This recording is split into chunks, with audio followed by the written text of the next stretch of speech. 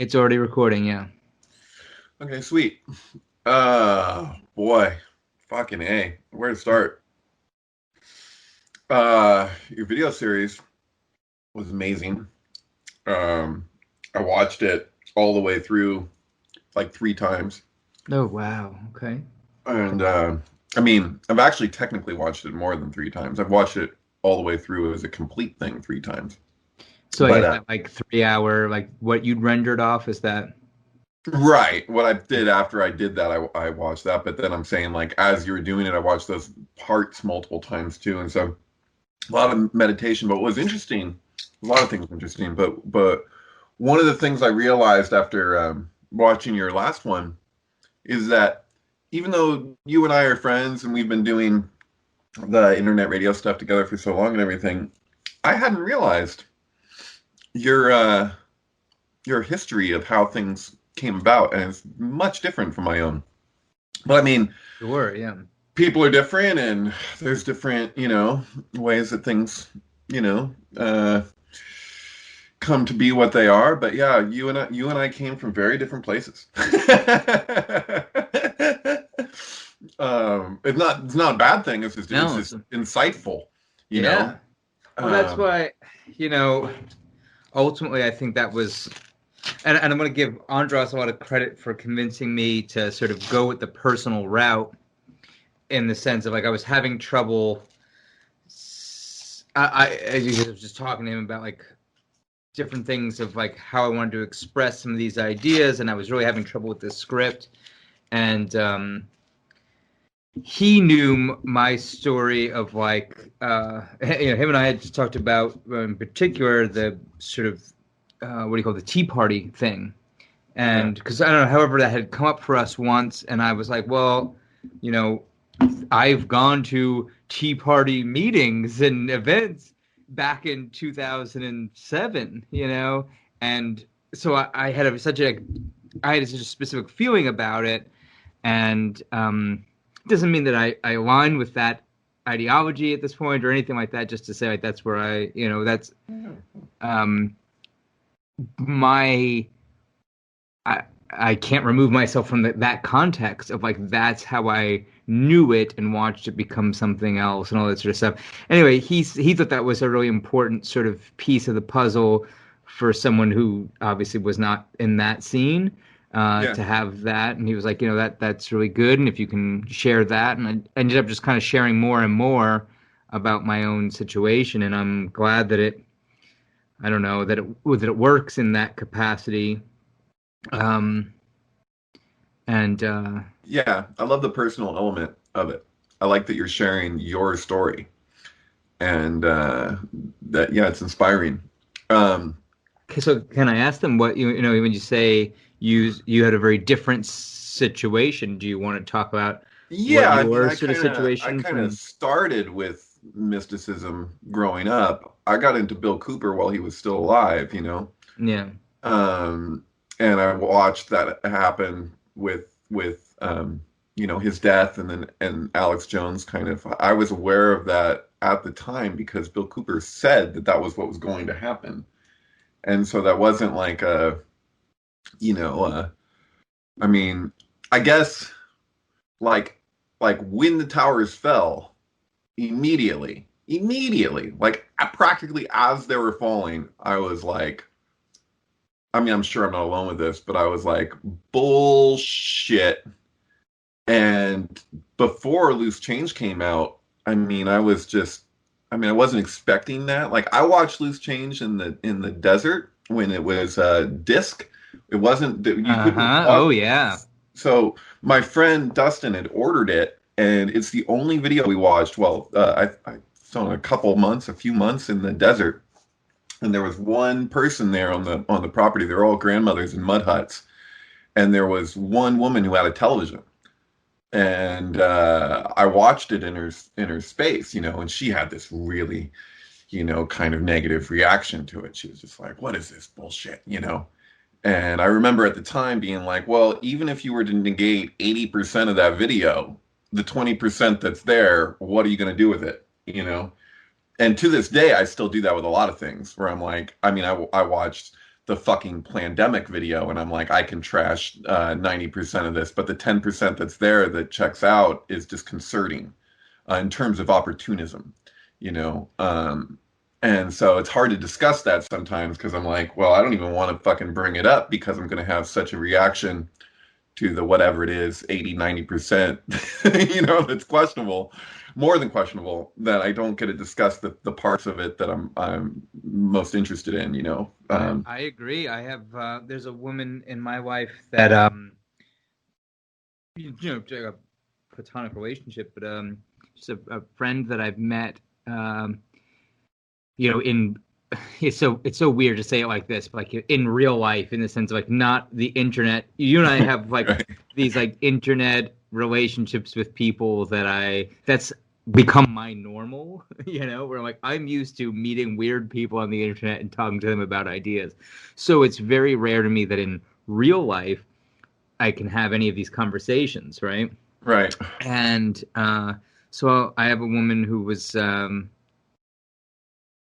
you know, say like someone affiliated with the bar I was working at, and we became friendly. And one day, you know, she starts telling me about some conspiracy stuff. Oh, cool. Okay, you're into that. Neat. Blah, blah, blah. So when the whole pandemic thing started, she sent me some videos, and I'm like, how do I approach this? Because I want to say yes, but yes, Right. but Or yes, and yeah. yes. Okay. Well, Actually, in this case, no, it but might yeah, be no, yes. whatever. Yeah, I don't know in if this I'm used to case, saying that, but yeah, this isn't like well, no, I know exactly why you said that, and I think under normal circumstances, I want to do that. I really want to be able to do yes and, but with a pandemic and some of the stuff, I really felt like going yes, but like, hey, I want you to know that I totally respect that you're sharing this, and I agree with or not. I agree with however you want to word that. I'm cool with that 10%, 15% of this thing, but I also feel like this other 80% is there to mislead you. And that's what I want to take issue with. Not like, right. and what I think is so frustrating about those conversations is that I find like I'm used to being that guy, that conspiracy theorist who everyone shuts down, right? Right. So you almost end up I'm on the not other shutting side you of it when down. somebody's coming. Yeah, no, totally. I'm not shutting you down as a conspiracy theorist Right. or rejecting your or whatever. It's not because I think you're crazy. It's not because I anything. It's just, hey, there's more to it. It's like maybe that's where the yes and there's more to it. There's with the proper context. This is being spun in a very dangerous way.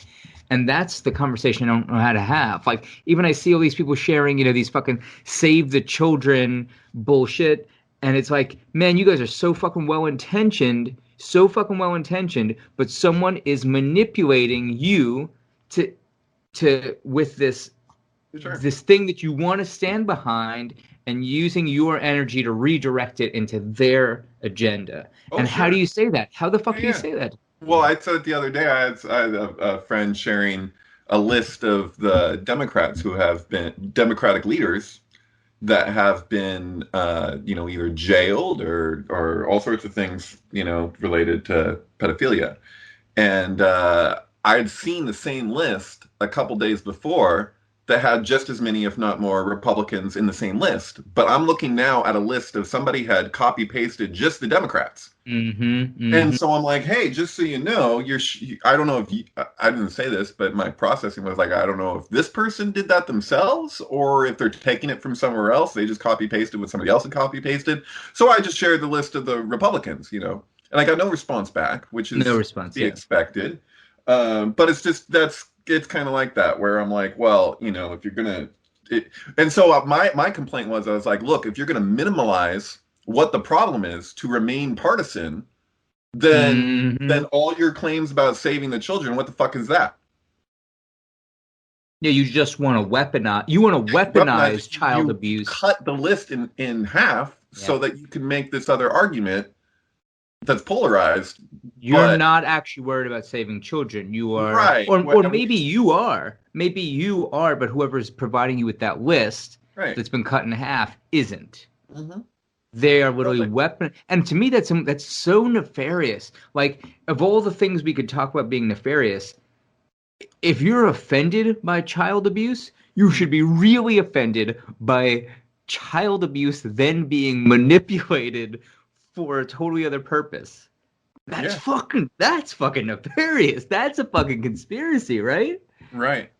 Yeah, no, totally. And so I have a question for you. Watching Yeah. your thing, have you seen the original Loose Change? Because the only Yeah. time that I saw the ending, that with the armored cars going to, they followed them from Ground Zero to the New York branch of the Federal Reserve. It's Mm-hmm. just, as soon it was like the first, it was the day of, I believe, that it was like after everything had been cleared relatively and people had been pulled Yeah. out, then they went underneath the towers, which is incredible they could Dude, do that anyway. That you could Dude, go. the reason that that stands out so strong for me is because this is for me, you're saying you just started with mysticism before I was ever into fucking synchro mysticism or had Yeah, any idea of like movie predictions or blah blah blah. I yeah. remember when I saw that footage thinking, wait a second, this is Die Hard 3. Right. Thank you. They literally take the Exactly. fucking garbage trucks or I whatever am. under the thing I to had go the to get. same thought, and I haven't thought about that for fucking years. But Yeah. I remember having that same visceral reaction to the Exactly. visual That's of why the it's such armored a truck. strong memory. It wasn't just like, oh, I thought of this thing. I was like, hey, wait a second. Is this real Right. or is this Die So, Hard? so I think I don't know about right now, but I know that like Loose Change has like been on Netflix, and if you watch it, it not only is it not the same movie. There's like I don't know how many, 3 or 4 or 5 other versions before we've even There's at gotten to that least point. five. There's at And least it's like five. a fucking Facebook upgrade where you're like, that is not an upgrade. I am looking at a downgrade. How is this version better than the original? And what is So, your processing behind that? The same thing happened with Who Killed the Electric Car. The oh, that's original so Who funny. Killed the Electric Car is a different. I just rewatched that very, very recently. Wait, so are you saying that's different? Is that? Yes, I'm big trying time. to think. Again, so I just watched it very recently on. I want to say maybe it was like Amazon Prime. It was a free, some Sure. streaming service. Yeah. And I didn't get that sensation of like it feeling different. So maybe what I had seen was already no, but I mean I saw that shit Probably. when that came out. It's I been saw that shit different for when it years. fucking came out though. So that's really bizarre. Yeah, But it's I also trust with you. both those movies, it's also the ending that changed the most. Mm. And the thing with the where there are certain shots that happen in Who Killed the Electric Car where you're looking at a helicopter view of all the cars that they were going to impound, Hmm. that they had built. They impounded an entire line of cars, and there's those people protesting with the giant check saying we will pay $1 million Yeah. for one car.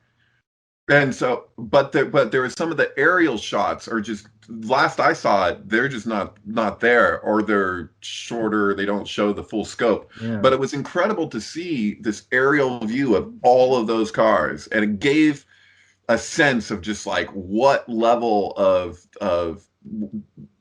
what we were dealing with was like, they built an entire line of cars Yeah. apparently with the intention to demolish them just to make some kind of a statement of like, this isn't, they did anti-advertising. So yeah, like Yeah. these posters Uh-huh. with the car way in the background. It's like, This is well, what you do don't this, want. can't do this, but it's pretty good, It's like, wait, what? So it's so strange to me that you bring up that documentary because so I part of my process for making this Hindsight 2020 series was like rewatching these certain documentaries that I felt were like they were at least pivotal in my development of these thoughts. Mhm. And particularly for this fifth episode, this final episode, since I was covering like a sort of specific span of time, like, hey, this is where I was at from like 2004 to 2008, like all that sort of area. I went back and I watched a bunch of documentaries from that time period that like really impacted me. And one of them where I was like, hey, so just to say, I have I wonder where that is. I have a notebook with like some like time codes. Here it is. From Who Killed the Electric Car, because I was considering in my sort of like biggest plan of like what I could be covering, I was just kind of trying to see what. Sorry, I just wanted to see if there was anything. And this is so great. I get to ask you this question. I have a note here to ask you a question. So just to say, so I have rewatched Who Killed the Electric Car within the last just couple of months, literally in preparation for this episode. And I was like, there's no way I'm going to tie all of this together, but just in case, I wanted to rewatch it and sort of get back in that headspace and see if there was any footage in there that spoke to me. Now, there's another film. Have you ever seen Enron, Smartest Guys in the Room? Maybe. Okay. If I did, you're talking an old video. You're talking about what, 2009 or something? Or? Probably even before that. So it would probably same time span as Who Killed the Electric Car. Let's see, Enron. So I'm just gonna look it up.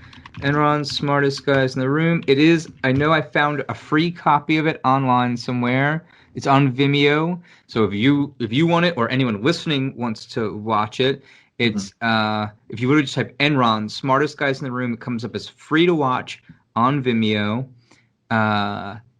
And what I had so much from that I wanted to edit into this 5th episode, because I mean, if you're cool going down a little bit of rabbit hole with me, is to say Enron, the collapse of this company and the SEC inquiries are all happening around September 11th. There's literally a point where like the CEO is commenting on 9/11 to, like, as his company's falling. He's like, just like America's under attack, we're under attack from the SEC. Right? It's like, it's crazy, right? Oh my God, dude, I have this. It's not in my room right now, if I would show it to you, but I got this it's like a mini poster thing that I pulled from the top of a gas tank when I was filling up my car after 9/11, and it was like within a week or something, and it says 9/11, we'll never forget, Shell gasoline. Uh-huh. And it's just like, and I regret actually not pulling them all down, because I have this one and I'm like, this is fucking like this says so much with saying so little. Oh, you know, that's incredible. Oh, Shell gasoline, you'll never forget. What does that even mean? You're a fucking company. Who's gonna your employee? Who? What? You know what I'm saying? Like... Oh, that okay, so now I'm gonna make you. I have a specific question. I literally have a post-it note on my desk for months to ask you a specific question about this Enron movie. So we're gonna come back to that, but I just want to say about your Shell gasoline. You reminded me. I might have told you about this, but in New York after 9/11, they had this whole campaign of like, oh, you know, if you see something, say something, right? About report terrorism. Right. So in the same vein of loose lips sink ships. And precisely, yeah. It's so Orwellian, but that's the thing. So it's super Orwellian, and the whole campaign is like, if you see something, say something, and it gives you this hotline. Well, the second year, that campaign was out for a full year, and then the second year, and man, I tell you, this ad was everywhere. It was on buses, it was in subways, and I have scoured the internet. I've done every amount of like digging I can to find a copy, to find a photo, to find proof that this ad existed. But I can't find. But like, man, anyway. So the it's a Mandela effect, you know. Post it in the Mandela group. They'll do the work for you. They'll try and find it. Oh, great. Okay, cool. Because I've tried, but like, I know this thing was real because I've pointed it out to people like on the street.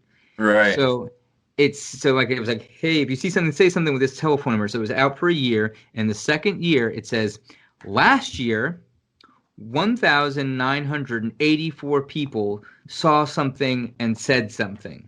And it was giving like a statistic of how many people reported terrorist activities. But what that literally said on the thing was, last year, 1984, people, it was literally 1,984. So it literally, the sign reads, last year, 1984, as, you know, as if that's the year we're in. Right. And did they cite the source so that you can see that that's indeed the number? Like, who the fuck, like, they could just say anything. Right. What you're telling me? No. What I assume is that someone noticed after they were printed and that they pulled the ads, and that's why I can't find it because I'm sure it got scrubbed. Someone Right. realized and felt really dumb, but that was on all these buses. I'm like, holy shit! No one else sees this anyway. Right. And so, well, that ties into where I wanted to kind of go with that. It's like, you know how like when you're okay, so you know who Sage Francis is? Hip hop guy?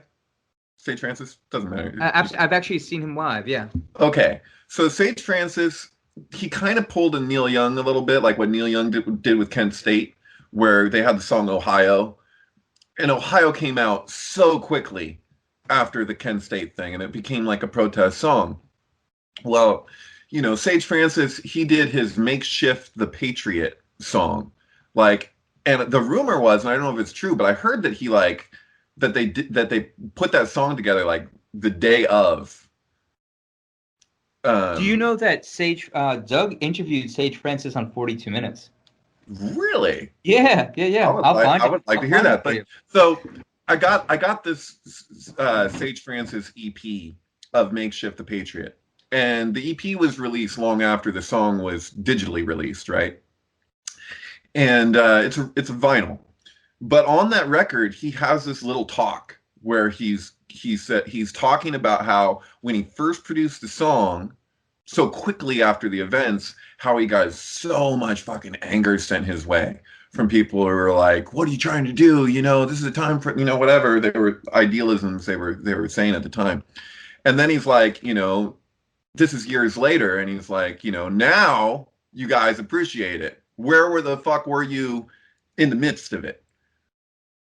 And I've thought about that a lot because it's not just true for that. It's also true, like you're talking about supporting our troops during the beginning of the Iraq War.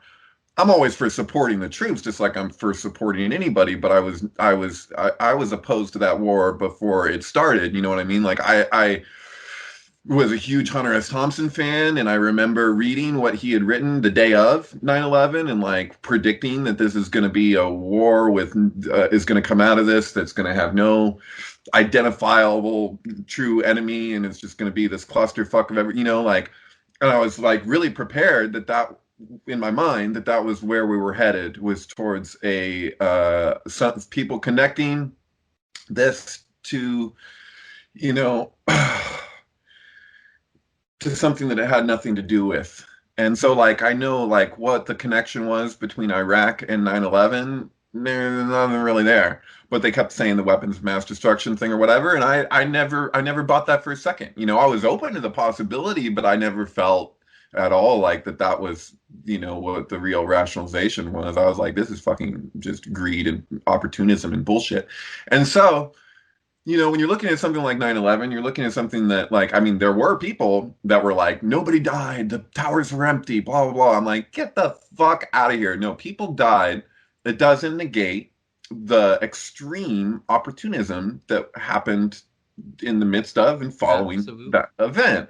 And so whenever anything crazy is happening, I'm not a denier that this thing is happening, but I am so distrusting and weary of the powers that be to not milk it in the specific ways that they know how to. And it's a different conversation to have, you know. Yeah. God, with fucking coronavirus now and so it's the same thing. So like with 9/11, I went to funerals. You know, I have, not only did I end up know people who died, I know people who literally ran out of the burning building and spoken to them. I mean, literally, you know, this was, I literally know people working in the building who described to me what they saw and how it happened and all this sort of stuff. And it's like, to have someone on the internet be like, oh, it's a hoax. I literally had, like, when I put up, like, I don't know, maybe my first or second hindsight 2020 video, someone commented like, have you ever considered that 9/11 was not a real event, that, you know, like it was a holographic fabric? And it's like, nope, Nope. No, I haven't considered that. Thank you. Yeah, no, I mean, I had after Maddie died, I saw people online that were saying, "Oh, this is all bullshit." They were looking at my friend's past, the mother, and Mhm. saying the most outrageous, fucking, just utter malarkey. And it's a different thing when you're like when you're tied to something and people are Mhm. saying that, and it kind of puts it into perspective when you're like, wow, dude. Like, and I want to say this, like watching your video, I think one of the what are some of the characteristics beyond just straight polarization or partisanship that we saw with the hijacking of alternative media? I mean, one of those, look at the way that the definitions have changed. When people used to say false flag terrorism, Ah, it yeah. means somebody either attacking themselves, or if you're talking about rogue facets within a government, or all these things. Everything was there was certain understandings that yes, these things happen. Like, did we kind of provoke Pearl Harbor or something? It's like, in a sense, you could say, if it was provoked, then in a sense that's a false flag. But false flag has come to mean, it's become synonymous with hoax. And when Right. people talk about crisis actors or something, it's immediately assumed that if there are crisis actors, that the thing never happened. And it's like, no, you can have people, taking a certain platform over something and having a narrative attached to it that's coming from other people or whatever. Like that shit happens. But to make it like when you say false flag, it has the same connotation that when somebody says the same PR connotation that when somebody says conspiracy theorist, it's like it's so easily written off because everyone's kind of has, not everyone, but a lot of people have an agreed upon assumption around what that implies and what that amounts to. Just in Yeah, the same way, if we you no talk longer about agree on the terms. right. Well, if Just you to talk say, I about a saw conspiracy, very people have this notion that it's like, no, everybody's in on it. Everybody's in on it. Not to well. say Can that I like say newscaster's I saying was something that's coming from someone else up, above them, and that they're just reading the fucking teleprompter and that kind of shit. You know what I mean? Like, it's not. Can I just Uh, say I saw very recently a thing going around on Facebook of someone saying it was a Facebook post that said it was like a from the perspective of a conspiracy theorist like defending themselves and Trump and this whole idea like of coronavirus being a hoax, quote unquote hoax, and it said, you know, just the word hoax doesn't mean that it's not real. It means that it's not like, and basically there was this whole post about how I don't know, the left wing media has manipulated and changed the word hoax to imply something else, as if Donald Trump and all these coronavirus people were saying that coronavirus wasn't real. And so basically, like, of course it's real. We're just saying that it's manipulated. But then it's like, motherfucker, what? Did you look up what the definition of the word hoax is? Like, right. it It you know, doesn't like, take long. But if you want to look up what the definition of false flag is, you might get some different definitions. right. So like, you're literally you're saying, man, the media has misconstrued the word hoax from what it actually means, and you're defining in this Facebook post defining what hoax means. And it's like, well, look it up in the fucking dictionary. What does it mean? Right. So if you say everything is a hoax, anyway, I just want to say I agree. I agree with you in the sense that there's a frustration that comes from not agreeing on terms. Um, I have to run. I'll be right back. Give yeah, me give me 30 seconds. totally, totally, totally. In the age of convenience, I just got a milkshake delivered to my door. Oh shit, that's amazing. Oh, milkshake. So, I wanted I don't know even know where to pick back up, but to say two things. When you said, okay, this idea of Maddie dying and people saying it wasn't true, and you're like, hey, I was there. Me saying with 9/11. This another thing for me with the coronavirus recently is that most of my family is from New York. Everyone really except for me and my dad still live there. Um, all my friends are there, and everyone's like, "This is a hoax," and everyone's like, have you even heard of anyone who actually had it? And it's like, yeah, actually, no, we had it, and we would die, and like people at my family lost coworkers, Yeah. like this idea that's again when we use the word hoax or like, well, I don't know if it's real. It's like, well, it was real enough to kill a bunch of fucking people that are very, whatever you want to say. And this again, this is where she gets so muddy. It's like, I'm not saying that the CDC hasn't manipulated data. I'm not saying that Donald Trump hasn't manipulated data. I'm not saying that Joe Biden has, whatever the fuck you want to say. Anyone can manipulate whatever direction they want. But Right. when you say this is, it's not really a thing. It's like, well, actually, I'm gonna fucking disagree with you from firsthand experience, not firsthand experience of me having the disease, but Right. me knowing and losing people. And I was saying how much it reminded me of 9/11 in the sense of it seems like New York was again the sacrifice. Sure. You Isn't it know, crazy that Jordan Barty moved to New York because of his interest in he wanted to move close to ground zero. And where did he end up? In the fucking ground zero of COVID-19. absolutely, yeah. That's Oh yeah, that's oh yeah. law of sync attraction, I guess. It's just bizarre, you know. That's literally how I feel about 9/11 because I didn't cover this in this episode, but you and I have talked about this. I wanted so badly to understand the JFK assassination. I think we've talked about this. Like, it's like, hey, everyone told me this idea of it was almost like all the adults that I knew talking about. Well, of course it was a conspiracy. I'm like, well, then why didn't we have like a revolution? Why are Mhm. those people in jail? Why didn't this happen? If everyone Right. knows it was a conspiracy, why didn't this? And as a child, that fascinated me. And then I got to experience firsthand where it's like, oh, literally everyone's like, well, yeah, 9/11 was fishy, but moving on. Right. And is it I've had speaking to the grandmothers in their 80s in Arizona, I had a conversation sitting down with them where they fucking told I brought up Pearl Harbor being provoked. And Oh yeah. this is applicable because what they told me was they're like, well, at the time, like so many people, Americans felt that way, but it wasn't okay to say it. And so it was like whispers. They're like, Mm. I think we kind of pushed them to do that. It's like because it wasn't an attack on the whole country, it's an attack on Pearl Harbor.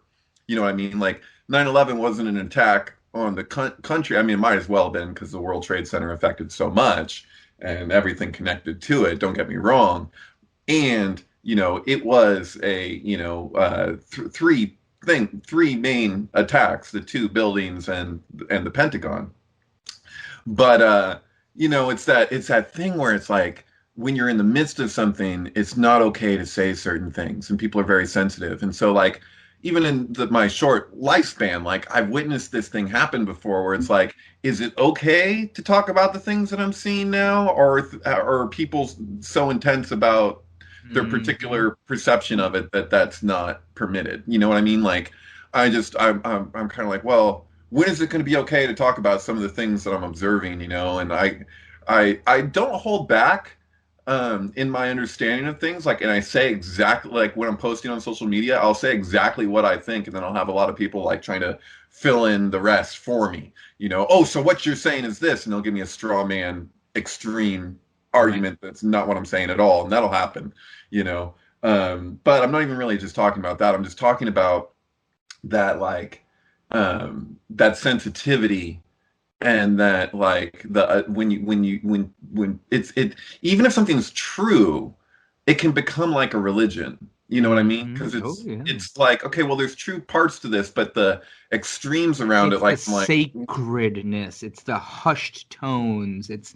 I understand that religious that's an atmosphere around certain ideas and certain language that you're not allowed to mutter. I mean, that's what when I told that story in the video about the Star Wars clip I wanted to make.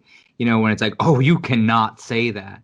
But even like right now, I was hesitating. I mean, this is fucking 20 years later, and I was hesitating for a second to say, you're like, is it an attack on America? And one of the things that is commonly differentiated is so Pearl Harbor is a military strike. It's an attack on a military base. Right. And they say the distinction with 9/11, for example, is that it's an attack on a, yes, the Pentagon is a military strike, but that the World Trade Center is civilian targets.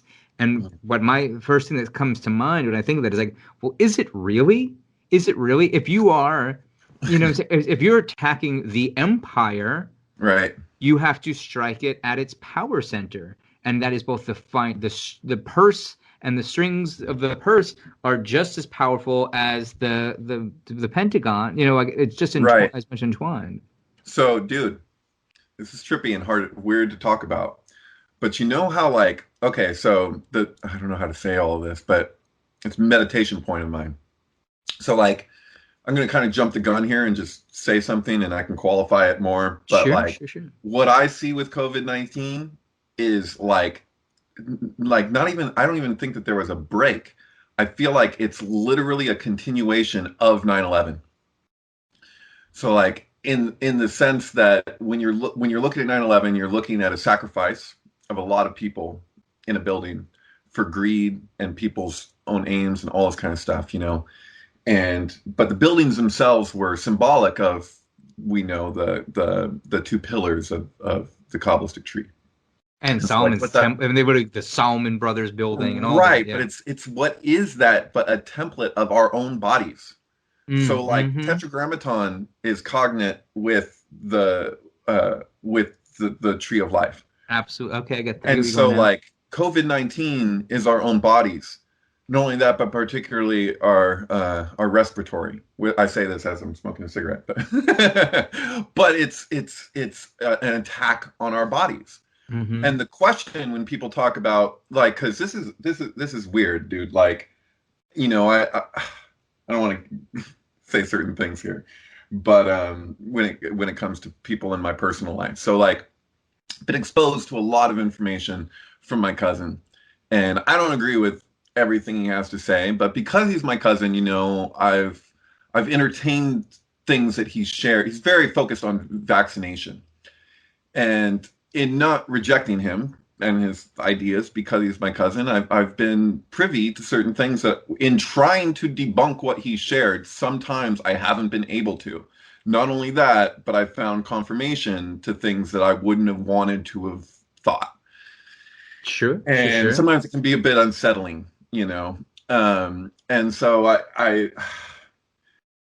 I'm looking at when people talk about 9/11 being an inside job, and the way that you end your documentary series with saying what inside amounts to. And when people, like, if you look at the patents of viruses, Mm-hmm. this is something that I would love for somebody to correct me. And I'm very open to having this explained in another way. But from what I gather, like, you're not technically supposed to be able to have a patent for something that's natural. So, like, if something comes from nature, you're not supposed to be able to patent that. Yet all these coronaviruses and all these things are actually patented, and that's billions of dollars wrapped up in what those patents allow, because they wouldn't be able to do what they're doing without the patent. And so, but the thing is that I am not arguing that the patent implies that it was made in a lab, or that any of these things were made in a lab. And if you have a patent, then you're not supposed to be able to do that unless. And so either way you cut it, there's a problem. Sure. Yeah, I don't know the legality, but I totally get what you're saying. Yeah. Right. So apparently that's the thing.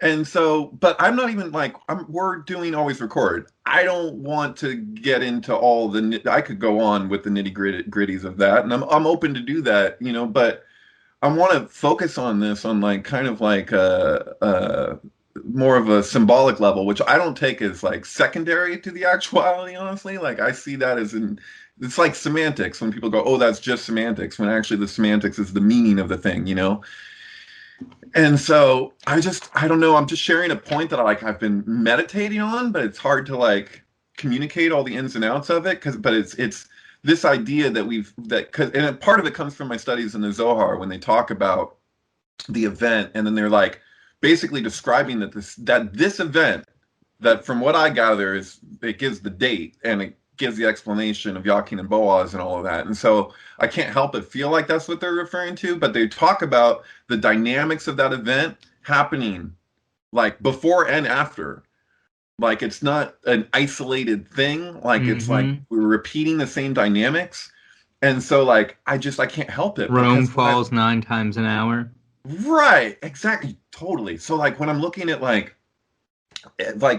so I talk to my family in Sweden a lot, you know. I talk to my other cousin a lot there, and it's kind of like it's given me a perspective on what's going on that if I was just listening to Americans talk about this, I probably wouldn't feel all the nuances that I feel. And even if I was just listening to like obviously Americans talking about Sweden that have a different reality too, because I have like libertarian friends that are they're like, oh, no one in Sweden is wearing masks. And I'm like, not true. My cousin told me he goes to central Stockholm all the time, rides the subway, that a little bit less than maybe 50% of people are wearing masks.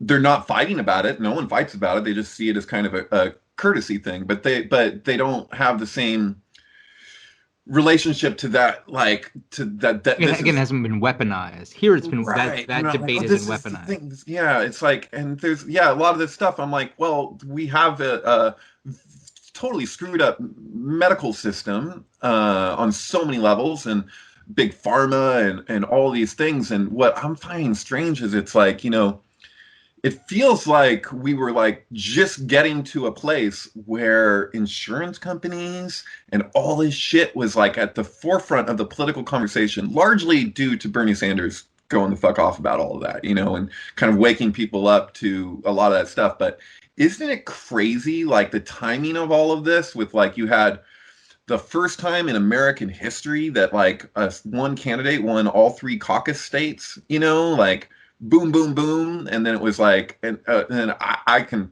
This is a larger conversation, but I could go the fuck off about election fraud for Oh not God, just this yeah. primaries, but the primaries before, and I'm like, wow.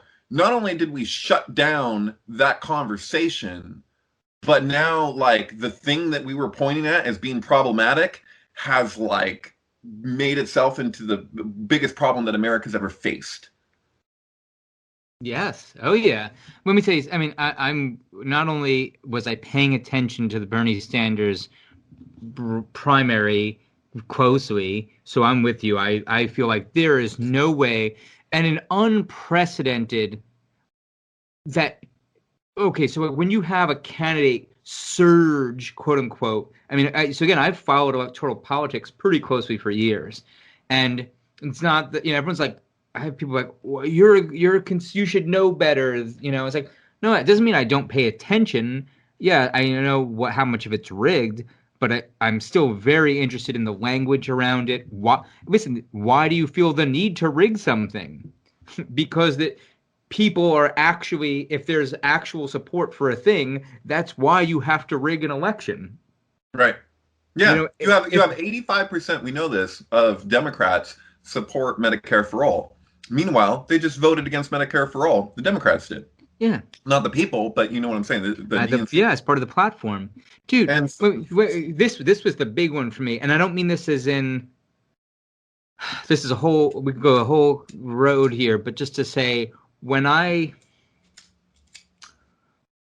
actually really wondered if the intention, the straight on intention of the Democratic strategy is to lose.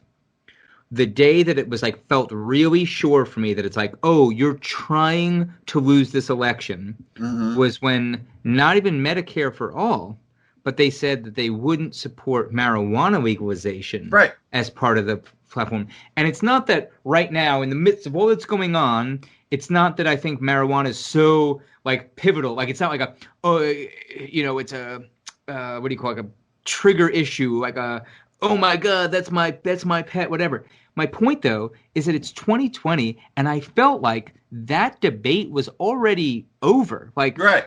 to be a Democratic presidential candidate in the year 2020, knowing like how mainstream it's become, how many states have done it, that I would just assume that's a no-brainer. Like, you give something to the people. Hey, guess what? We're not going to give you health insurance. We're still going to like beat the shit out of you, and our cops are going to fucking tase you and tear gas you and all this sort of shit. But guess what? Go ahead, get a little high. That's fine. Why? Because we control it. We're gonna sell it to you. So we're gonna make. It's on the fucking stock market. Marijuana's on the fucking stock market. Yeah, right? I mean, I live in California. It's our biggest cash crop. Right.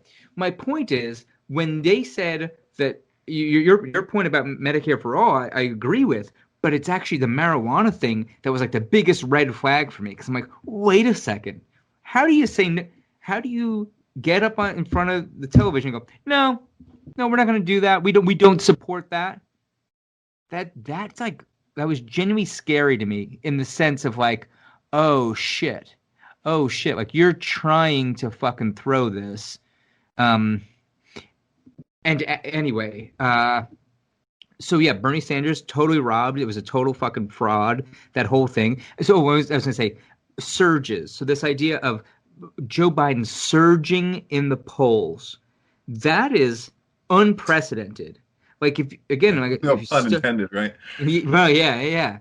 To say, usually you would have something happens, like, oh, there's someone drastically dropping the polls or someone skyrocketing the polls. There's got to be some moment. They have this breakthrough moment where, like, he has this great PR fucking move, or someone gets caught fucking sucking a dick or whatever it is, and then you're like, oh, that career's over. You know, you don't have just somebody who's in last place suddenly win the everything. Super Tuesday, sweep the nation. Everyone voted for me. Let's everyone vote for the guy in last place on the same day. That does not happen. That doesn't happen. Right. Well, you know what did happen was, in Iowa, they released a certain set of results, and then you had 3 different apps from Bernie's campaign team that showed different results than the ones that they put forward, and they came out with those results, and they had to adjust for those people having done that. And then they did something they've never done before. They made a rule that never existed, that a campaign team cannot share their own information for the campaign. Why? They just got called out, basically manipulating the results. No one got in trouble for it, but that totally happened. And then they said, oh, it's a faulty app or whatever. The shadow app that belonged to fucking Pete Buttigieg, who didn't see a shadow after Groundhog Day. And then all of a sudden it was like, you know, they weren't allowed to do that.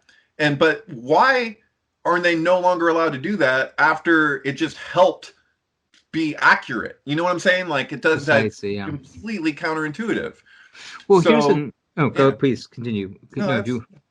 I just want to say, when we're talking about election fraud, and you and I think, have had this conversation a number of times. Like, even we've talked about that clip. There was this guy who testified about all the Diebold machines being hacked.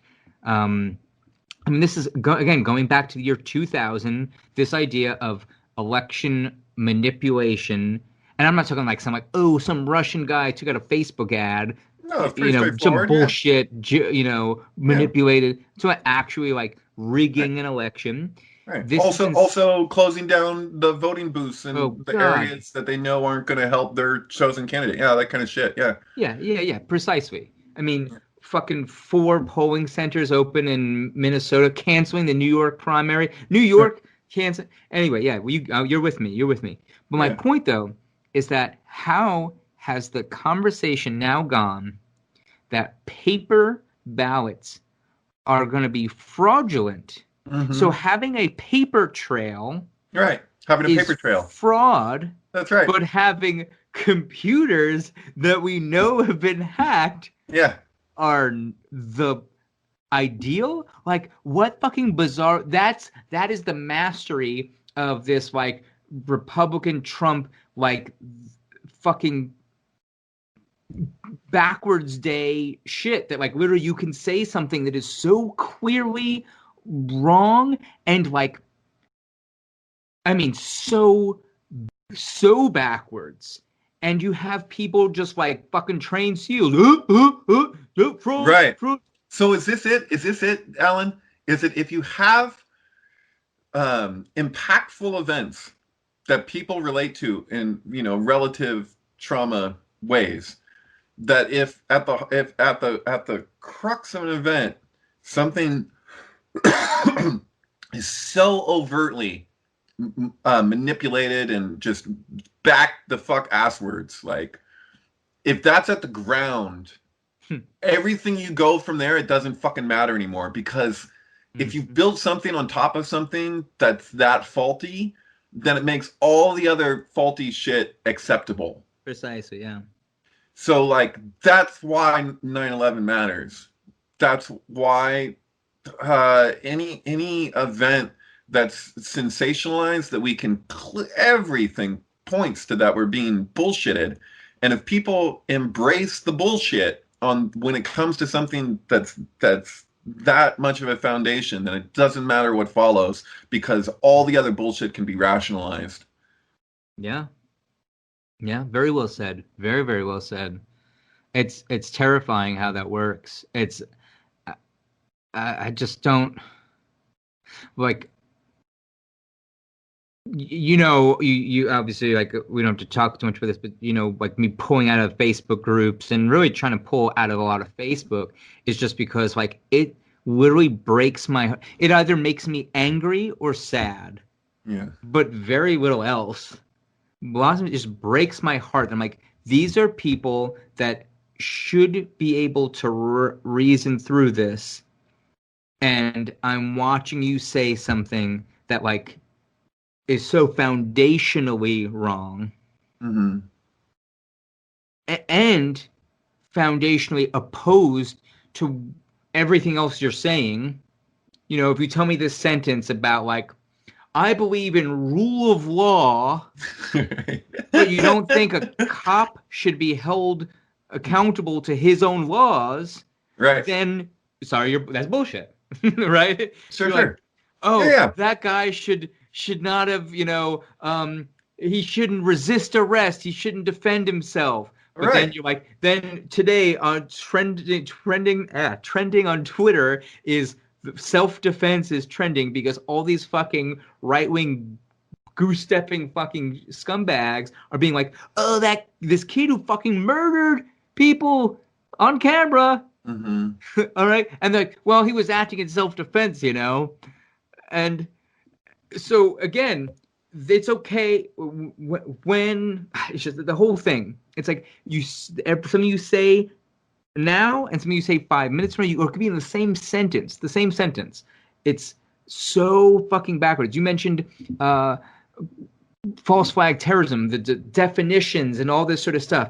Man, I remember listening to fucking Alex Jones and having the thought, I was like, wow, it's as if this guy doesn't believe that terrorism is real. Anything that happens, he's like, American government did it. American government did it. Right. American Doesn't government matter what it is. It doesn't matter what it was. It's always, yeah. Some guy blew something up, like, that's fake. It's these Islamic terrorism doesn't, as if it didn't even exist. It's just a fake show because everything's the American government. And then one day in 2016, he said, now you guys, you really got to watch out for Islamic terrorism. And I went, wait a second, what? Yeah. And he's like, these Islamic fundamentalist terrorists really want to get you. And I'm like, wait a second. What happened? Not only did you start caring about it, when did you even believe in it? Right. Right. What is the threat? You kept telling me there was no threat from them. The threat was the U.S. government. And now suddenly that's the number one threat is support the government, but love how fucking Orwellian is that? Literally, right. And the Midsummer Caravans, it's like, not Midsummer. That's what Freudian slip. No, I meant to say the mid. Oh God, what I can't think right now.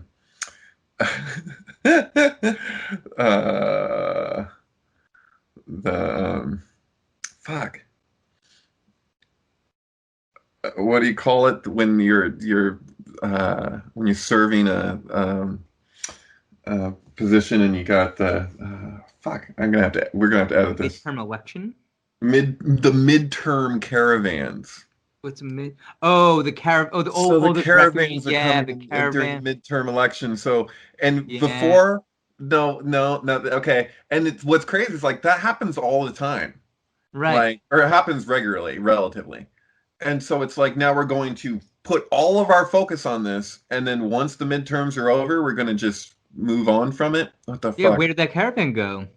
Where did they invade? Oh, Right.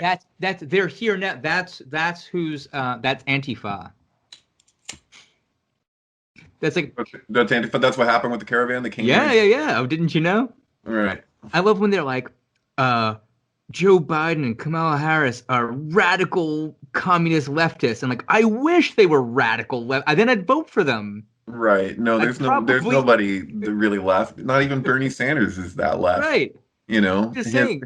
his tax plan when it comes to the Medicare for all is not that much different from like fucking what we've seen in the past. You know, it's just it's been a while. You No. know, and so and those used to be Republican platforms. Even they're I practically mean, Republican if you go Joe back. Biden, they, oh, come on. That Joe Biden, that the Biden Harris ticket is a Republican ticket. Why do you think they have Republicans speaking at the Yeah, convention? It's yeah, literally, it is a Republican ticket. yeah. And to call this is the other thing. When we talk about ratcheting, to call that radical leftists, what Right, presumably you're talking to Republicans who would have supported that just 4 years ago. So to yeah, say that's radically left, you right, have to be radically to the right of that. That is what that's telling you. You have to be yeah, radically to the right of what you were 4 years ago. right. I It's mean, true. yeah, it's fucking insanity. Hey, Hey, yeah, I want to change the subject real quick. I Can was I? just about to say the same words. Yeah, let's get off the politics shit. I want to ask you before I forget. I got this specific question for you. So in this Enron documentary, which I hope you'll watch, like I said, it's free. It doesn't matter. It's interesting for a lot of reasons. It's so connected to 9/11 from uh, so this was a conspiracy theory is that, and I was able to verify. I actually found newspaper records from I think the LA Times on September 14th or something. They published that in the Solomon Brothers building, the third, so there's towers 1 and 2, but then what else falls is building 7, right? Mhm. In building 7 was the SEC headquarters. And this is when George Bush's friends are getting indicted by the SEC for their Enron fraud, which is the subject of this documentary. Sure. 9/11 happens in the middle of that, and the LA Times reported that like 400,000 documents from the SEC got destroyed on Right. 9/11, Yeah. right? Yeah. Yeah. So, Along with the Pentagon records for the missing trillions. Yeah. yeah, precisely. So that's not covered in this documentary. It's this other subject that like I didn't have room to fit into this thing. Again, if I didn't make this a personal documentary, I would have gone more into like the political conspiracies, blah blah blah. And I did some like tracking down of like the newspaper articles about this and blah blah blah. So anyway, it's a really interesting documentary. It's an interesting piece of history, and this Enron I'm pretty sure I've story. seen it, but I saw it years ago. But here's what I want to ask. Yeah. A key aspect of this is they talk about a power company that got bought out by Enron, and it's called PGE. And isn't PGE what was running your power grid in California in 2019 when they were intentionally? So you had talked about, and I would like to hear you talk about, there was these blackouts that were Yeah. happening Yeah. last year. They've happened a little bit this year already. Yeah. Um, and I feel like it's the same company. Is it PG&E? Yeah. Yeah. Okay. So if you watch this documentary, you can see PG&E was this other company. Yeah. Enron, They're a 6-time felon as a yeah. company. So yeah, Enron buys them out, uses them as a shell, and does all this stuff. This was 20 years ago. So okay, yeah. Can you talk about what do you know about PG&E? PG&E has they have their towers and those towers have a shelf life of 30 years. We are well past that 30-year shelf life, and so they've been giving their CEOs these huge bonuses, like insanely huge bonuses, while they're not putting money towards maintaining those towers that are well beyond their shelf life. And so what we're doing and the way that they're dealing with it in California, rather than spending the money to make new towers to do real maintenance, we're all paying for it. And not only that, but it's become an extreme fire hazard because if you have unmaintained, electrical grid shit, it's like it doesn't take much for that to go awry. And so we had a lot of fires due to PG&E's negligence. And then we're basically being like, and it's also kind of a conditioning thing for them to turn our power out. It's you get the idea. I mean, it's more than just irresponsible. It's fucking corrupt. And so it's a private company doing getting profit off of something that is a basic need. People need electricity. Was a state utility, right? Previously, right, exactly. And so it's like the medical industry. It's another example of where you have, when somebody stands to profit off of basic needs, they can make the biggest killing imaginable, because if people need something, they need it, and they'll do what they got to do to get it. And so they'll put up with a lot more too when it comes to that stuff. So that's, beyond that, I mean, was it AT&T, I guess, that was involved in the Holocaust, that set up all the lines of communication for the Nazis, I think. It wasn't PG&E, but I know. No, it wasn't PG&E. It was AT&T. I know IBM. I know. I know. Yeah, you could go. Yeah, there's a lot at Ford. There's a lot of Ford helped build most of the motors. I think it's literally most. Like, I don't think I'm overstating that, for the vehicles that the Nazis used, and paid for rail lines. So like the rail line that went into Auschwitz, that was Ford. But also I believe it was AT&T, a private company that helped allow the Nazis to all communicate with each other. Obviously a time before cell phones and all that. So, but all those people collected after World War II. I mean, here's something interesting is looking at the Aryan papers when I was in the Kubrick archives in London. I looked at the original scripts that were written by Kubrick for Aryan papers, which didn't come out apparently because of Schindler's List. Like, Spielberg did another Holocaust movie, so it got scrapped or whatever. But if you look at the introduction, so like, how in Barry Lyndon there's that intro where it's like all the personages or whatever that aforementioned, they're all dead now, whether good or bad or whatever, handsome or ugly or whatever. It had one of those. But you could see in Kubrick's own handwriting how many times he changed that opening paragraph. And it's nuts, dude. There's so many different variations on how to communicate it. But what I found really fascinating... The opening paragraph to which film? Aryan Papers? Oh, okay. Yeah, I was going to say, yeah. So I was wondering if you said that paragraph. It's in a paragraph I've ever seen. Okay. Right. You're just saying there's a paragraph in the script. So there's a stack of the different versions of the screenplay, right?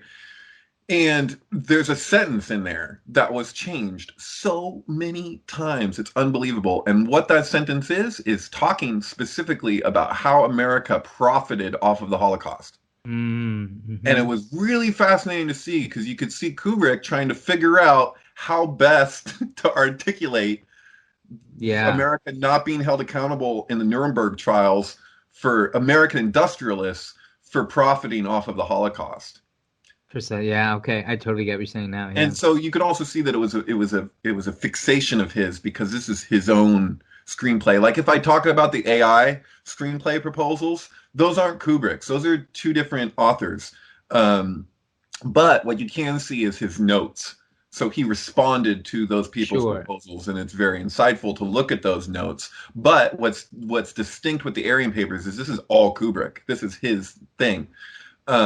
I don't know. I guess I found that really really telling, and like what his interest was in doing a Holocaust movie is in part it relates to America's own corruption, and then trying to figure out how do I navigate this to explain it. Like you can see that like even Paths of Glory. Like people would argue, oh, I guess it's the French, right? So they would say that this is but everyone speaks with a total American accent. It's like Marie Antoinette from Sophia Yeah, yeah, Coppola, yeah.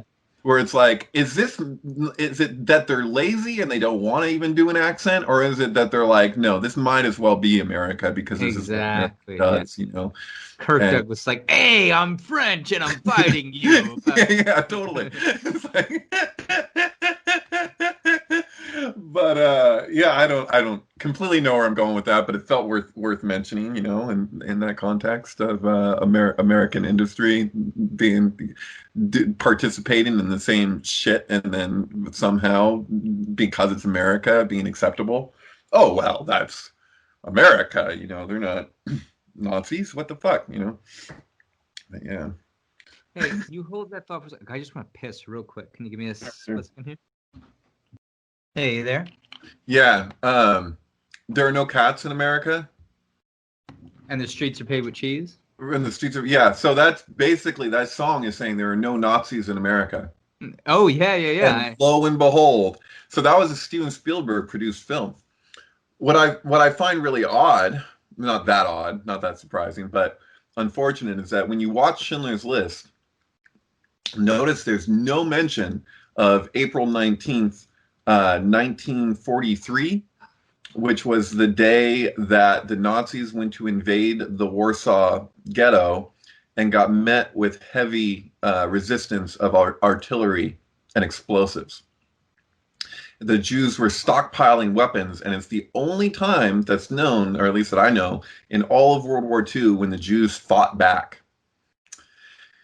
And so, you will, if you watch the Roman Polanski's The Pianist and know he was a survivor of the Warsaw Ghetto, it is actually indicated, but you're looking at it from the perspective of somebody who's in hiding, and it just shows you one view from his vantage point of what's going on. So they're not showing you like in the ghetto because he's at that point in hiding or whatever.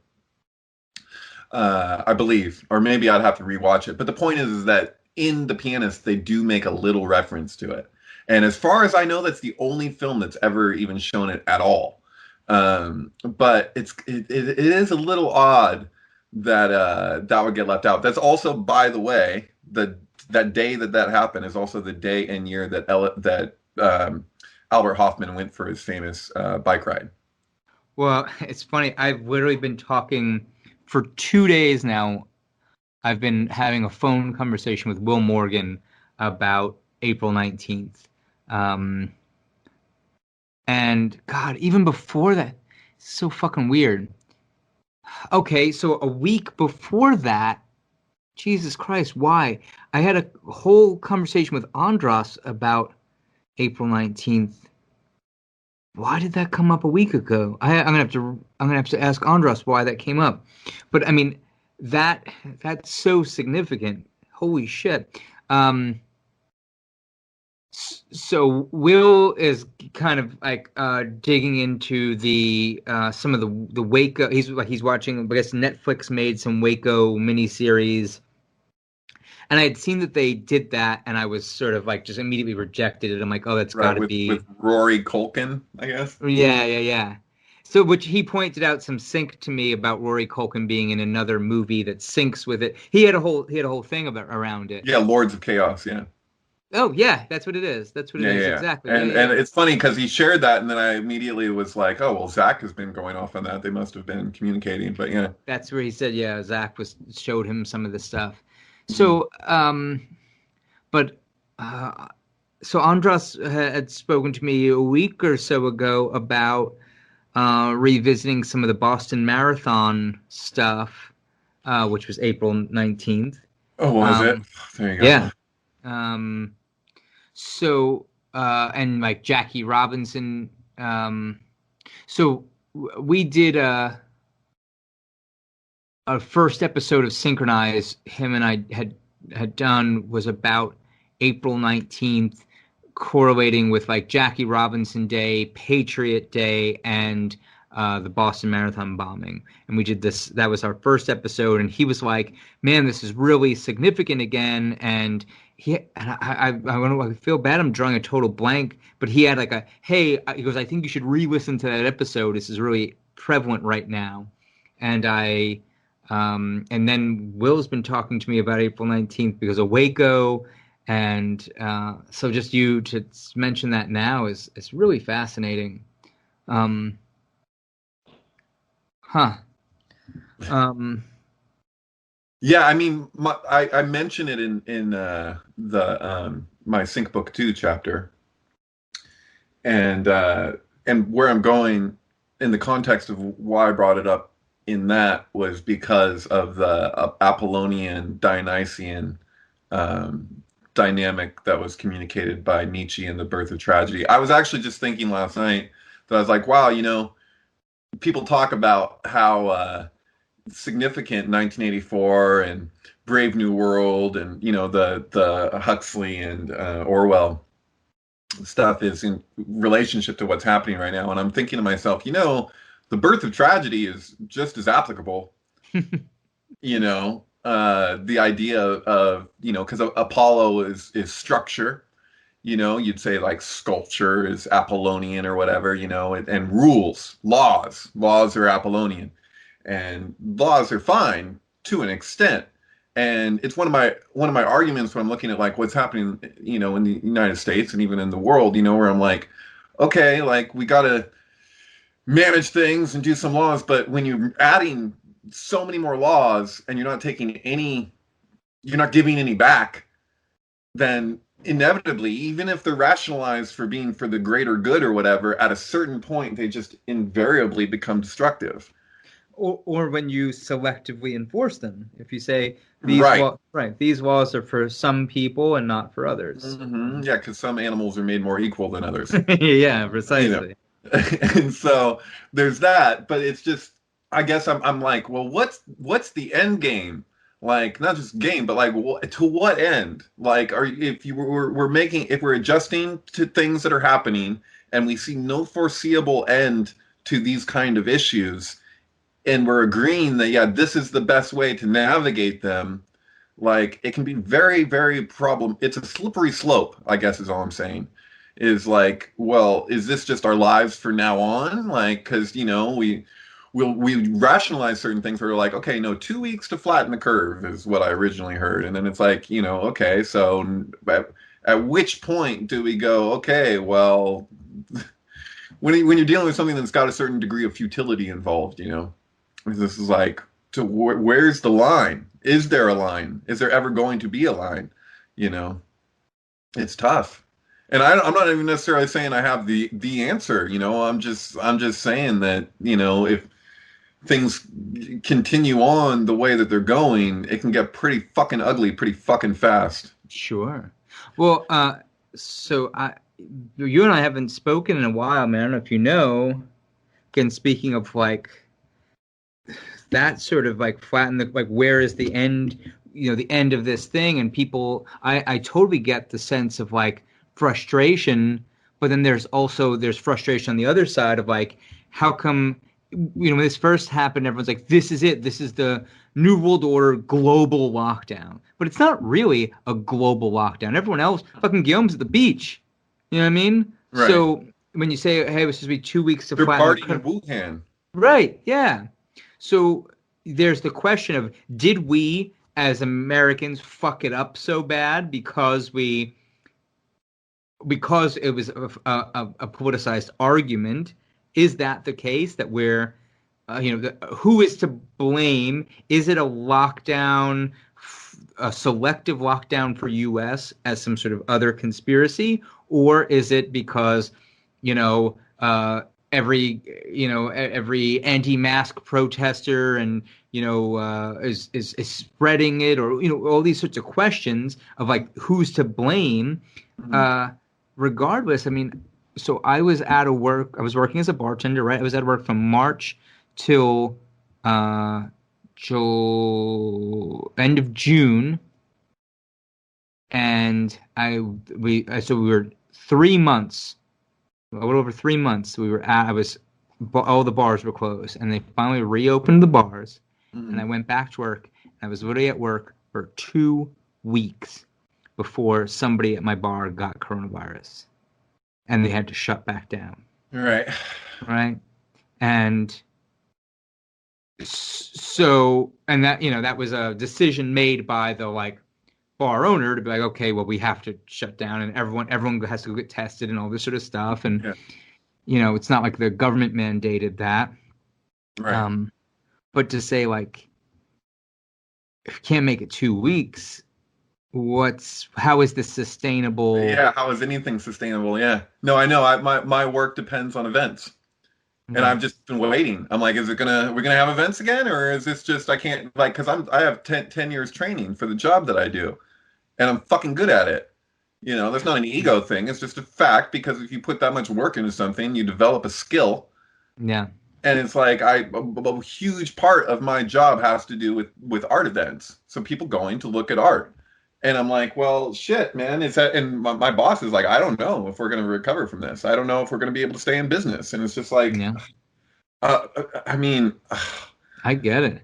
I I'm mean, literally at the fuck, point where dude. I'm like, okay, I'm literally trying to invent a new career for myself, in the last few weeks, and I'm like, okay, but I'm so torn inside because I'm like, I was good at my job, I made decent enough money, and I was very happy in that role, but it doesn't seem sustainable. Of like, uh, again, from all aspects of that, it doesn't like, I feel like I have to prepare myself for a future in which,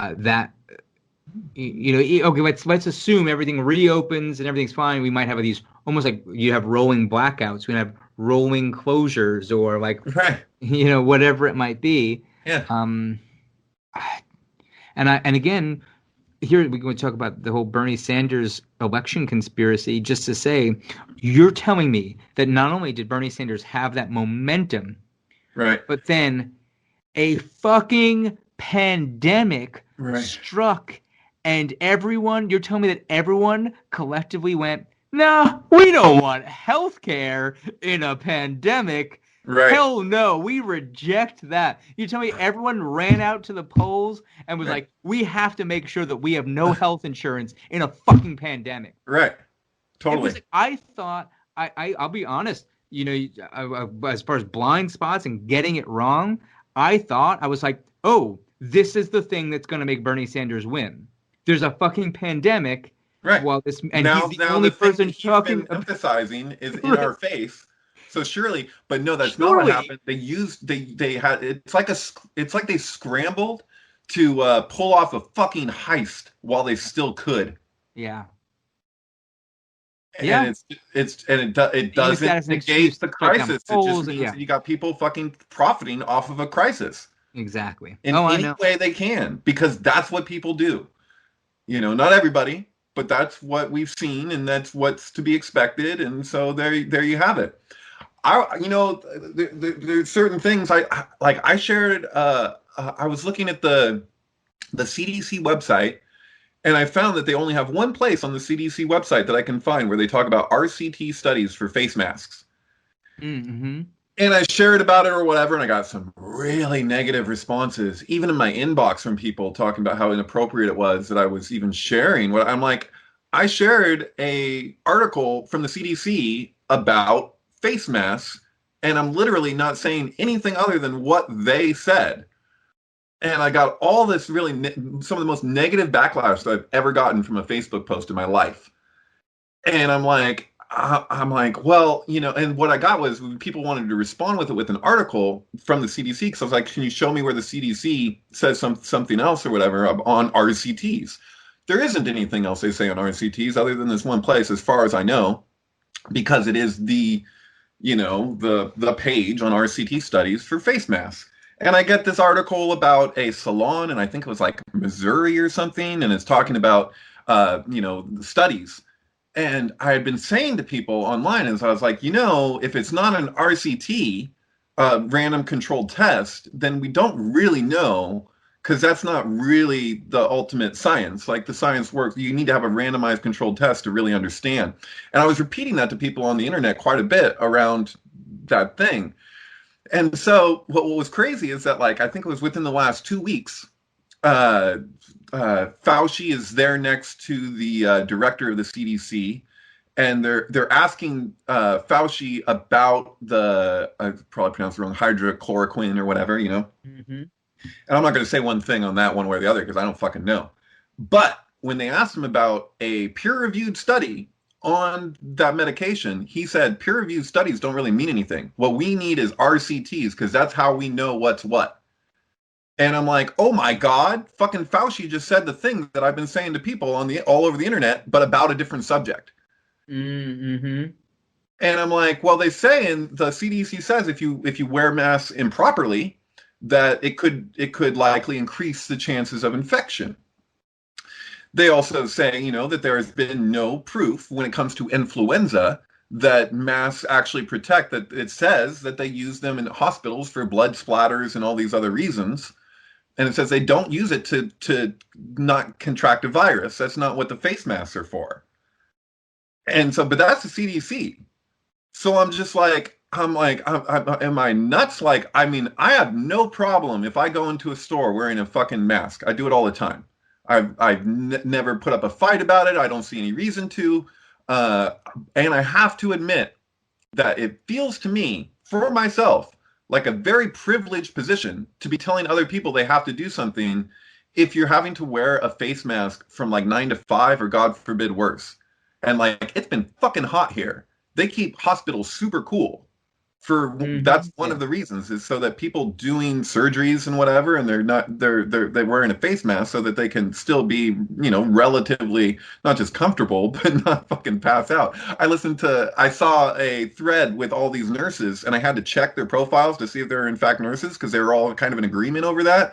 They were like, oh no, it's people sharing their stories about when they first did surgeries, and they were like, I felt like I was going to pass out, blah blah. And I'm like, you know, they're getting like you know, not heat stroke, but when you start to turn black, you know, your vision. And they're like talking about long surgeries and whatever, and they're like, well, thank God it's cool in hospitals because if it wasn't, this would be a lot more challenging, whatever. And I'm not like anti-mask. I see the functionality of it, but to a degree.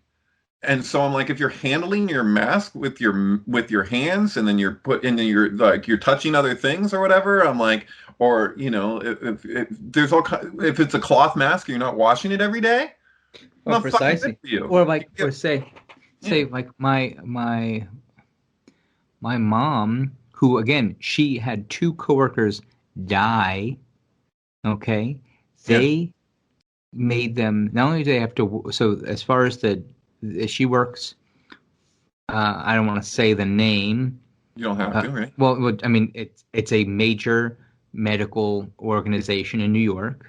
Huh. All right, and they refused. They supplied them with one paper mask per week, Right. and they were not allowed to bring masks from home because the masks from home wouldn't be approved or whatever. Right? That's even if you put the same mask. No, you have to have the mask we give you because this is the approved by our thing. But they're like but then we're gonna give you one a week. So if you reuse it all week long, how is that helpful in any fucking way? It's disgusting. Yeah. Yeah. And you know what? And there's a lot of videos that go around the internet about what it does for identity and what it does for when people's relationship to one another, and you know they call it social distancing. It's like it's antisocial. It's not social. There's nothing social about distancing. I'm sorry. That feels kind of like a PR terminology thing. But social distancing was a term used 100 years ago. Was it? Yeah. Okay. Just to say that's not a new the swine flu. I mean, not the swine flu, the bird flu. So like Spanish influenza, Right. and even throughout Europe, I can find. Oh, who was it? There was literally like a famous painter who was talking about social distancing. I had read some like some diary entries. Anyway, that is an Interesting. it's an expression that is not new. Just to say to your Yeah. point of like, is it a PR thing? Certainly, Could it's a be an nice older spin. PR thing, but yeah, Right? whatever the Yeah. case. Yeah. Sure. Uh, Uh, that would be a bit before Bernays' time, but I don't even want to go there really. I I mean, know. I know. I said I that, but just it's just wanted to say. I just right. wanted to clarify. That's not a new phrase. I wasn't trying to. You and I. Right. I think the problem is that if I want to have this kind of conversation, people immediately go to, well, then what do we do then? And it's like, well, I don't that's I mean, I'm not claiming to be an expert on anything really, you know.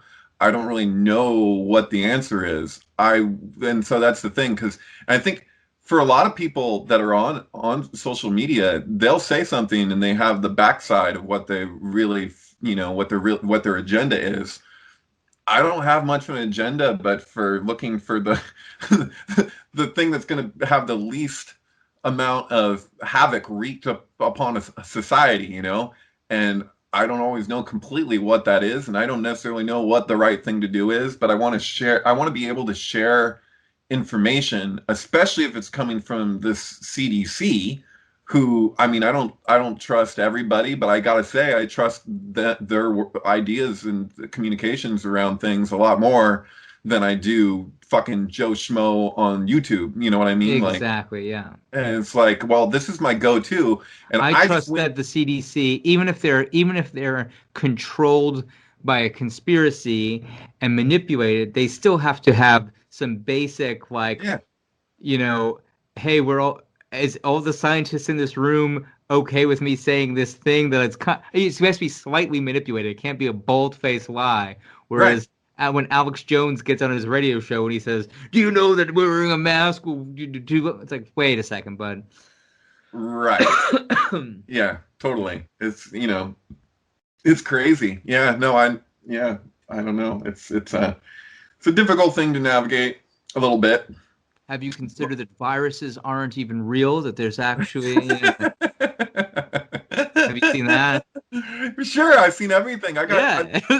Dude, my Facebook feed is insane, dude. And you might have the same thing, I don't know. But for me, it's almost right down the middle. I mean, not that people are moderate, but no, in terms of like, I got the extremes on one side that everything is fucking fake, blah, blah, blah. And then I got the extremes on the other side, just do what you're told. This is, you know, we'll get through this, whatever. And it's like, uh, there's very little. No, I I only know. got like a small handful of friends that I actually like completely resonate with in terms of their objectivity and their attempt to like make sense of everything, you know. And most of those people are that I resonate the most with are the people who are just looking at the what's and not the whys and not the hows, you know. Or if they are, they're emphasizing the what. What is happening, you know. I do think why is important. Right, but if you don't determine what's happening first, Certainly, yeah, that's the yeah, syntax mhm, error, yeah, right? yeah, That's yeah. the and I agree with Dr. Judy Wood on that. She's one of my favorite 9/11 researchers. Mhm. And I actually put up a Judy Wood thing earlier today. yeah, not that I agree with everything she says, because do Mm. I ever fucking agree with everything any particular person says? No. Doesn't happen. I'll find flaws in Krishnamurti. You know what I mean? It's like no one's the ultimate authority on fucking everything. And if people are looking for a teacher or an expert that they think has all the answers, that's not how it works. You have to you know, uh, take Well, everything. that's what's so scary about, I think, you know, in a way, I feel like we have entered a stage where we have a lot of really bad gurus. The people who are saying they know what the answer is are Yeah. the least educated or least fucking rational, clear-headed amongst us. And it's that's what's scary to me. Like seeing how people are being preyed upon. Like I thought I just saw something. I've been doing some sort of research into like QAnon for a while, just sort of like some of the underbelly ugliness of it. And to see it was something that I wasn't sure. I was like, wow, why am I seeing certain people radicalized, like QAnon radicalized very recently? Like how I wouldn't expect those people.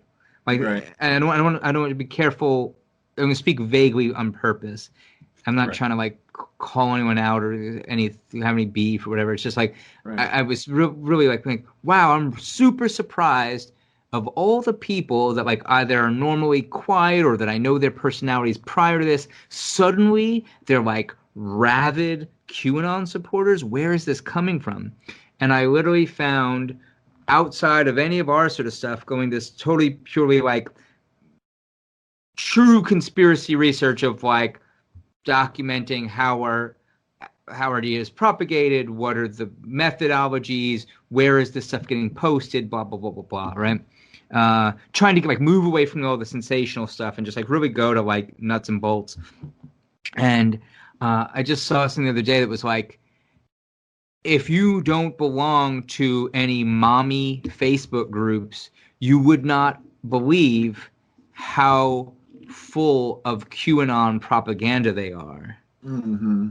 And I was like, oh, that makes sense. That's why I'm seeing these like middle-aged women like suddenly like where like like where I know them as just like nice ladies. They're Right. suddenly like, oh my god, we have to save the children. Right. We have to save the children. Adrenochrome. Oh my god. Yeah. Jews love Trump. Suck Right. down Trump's dick. Save the children. Like, where the Mm-hmm. fuck is this coming from?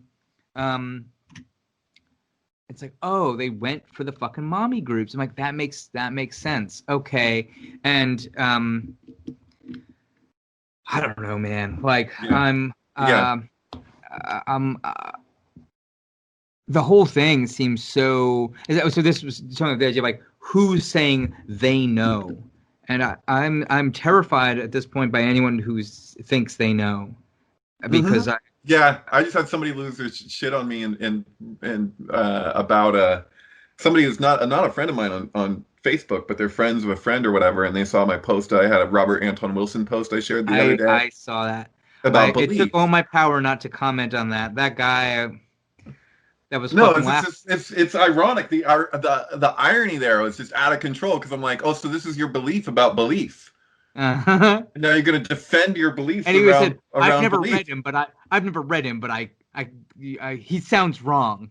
Right, right. I got a kick out of it, and it's I funny also too because like noticed I when he think a says, lot of times like what when is he people inventing his own language? And I was like, well, actually, he did emphasize E prime, so.